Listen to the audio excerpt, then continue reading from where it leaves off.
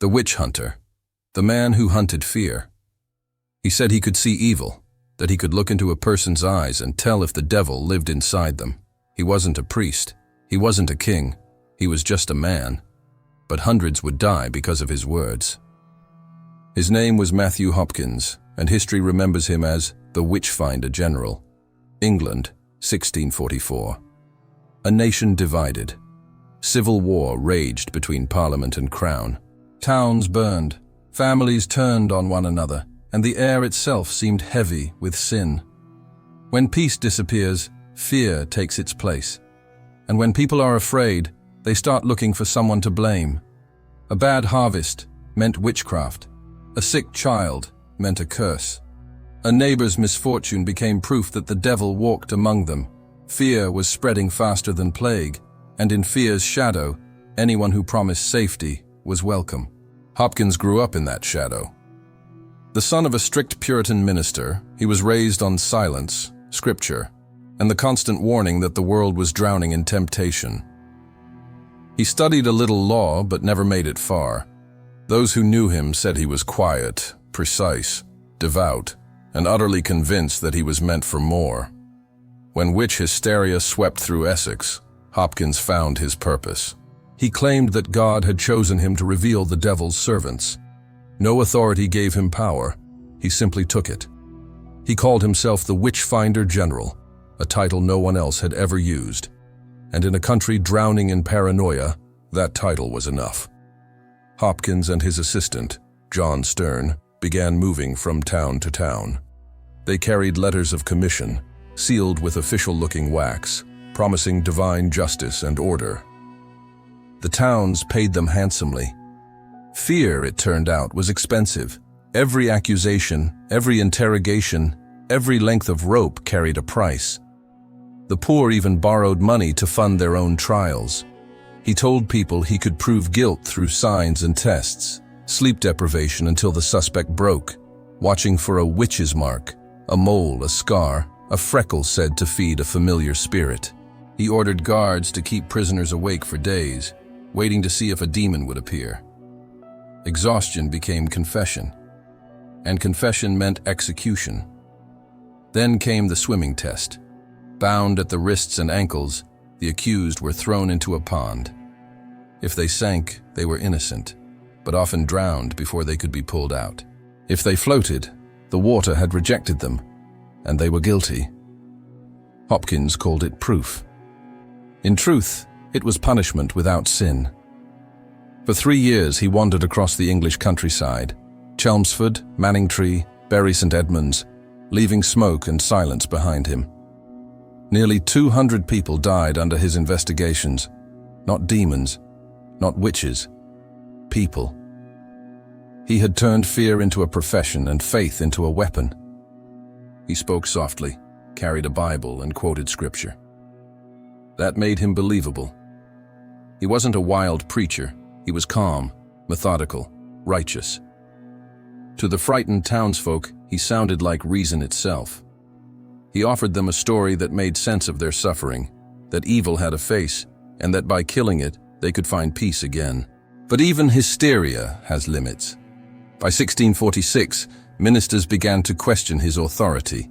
The Earl of Warwick refused to pay his fees. Pamphlets appeared calling him a fraud. One preacher accused him of using the devil's own tricks to find witches. And for the first time, the witchfinder found himself being hunted by rumor. Hopkins answered with a pamphlet of his own, The Discovery of Witches. In it, he insisted his work was holy, that he acted only in God's name. Yet between the lines, the certainty was fading. His justifications sounded less like faith and more like fear. In the spring of 1647, he returned to Manningtree, the place where his crusade had begun. He looked thinner, sicker, older than his years. Some said tuberculosis had taken hold. Others whispered that something he'd seen during a trial had finally broken him, that when he stared long enough into the eyes of the accused, something stared back. That summer, Matthew Hopkins vanished from public life. By August, he was dead. No sermon was preached at his burial. No grave was marked. the Witchfinder General simply disappeared, leaving only stories and the echo of the fires he'd lit. Yet even after the Witchfinder was gone, no one was ever held accountable for the lives he destroyed. The courts called it justice. The church called it faith. But history would call it what it truly was: fear given power and left unchecked. A few voices dared to speak out. Reverend John Gall denounced Hopkins from his pulpit, accusing him of trading in blood for profit. His words turned many against the witch hunts, exposing the cruelty behind the piety. Slowly, the fever broke. Communities began to see the truth. Not that witches were real, but that fear itself had ruled them. Still, no court ever apologized. No family ever received restitution. The names of the dead faded into parish records, written small and soon forgotten. Decades later, the Witchcraft Act of 1604 was finally repealed. Parliament admitted, without saying it aloud, that what had been called justice was superstition dressed in law. The gallows were dismantled, but the guilt remained. England buried its shame beneath the same silence that had once condemned the innocent. And the echo of those fires reached far beyond England. Hopkins's book, The Discovery of Witches, crossed the sea. In Salem, almost 50 years later, his words would guide new witch hunters. His shadow stretched across an ocean. His idea outlived him, that evil could be identified, contained, and destroyed if you just believed hard enough. That fear, dressed in faith, could be righteous. He hunted witches for 3 years, but in truth he was hunting control, certainty in a world collapsing around him. And the world followed him willingly. The Witchfinder is gone. The gallows are empty. But the pattern remains.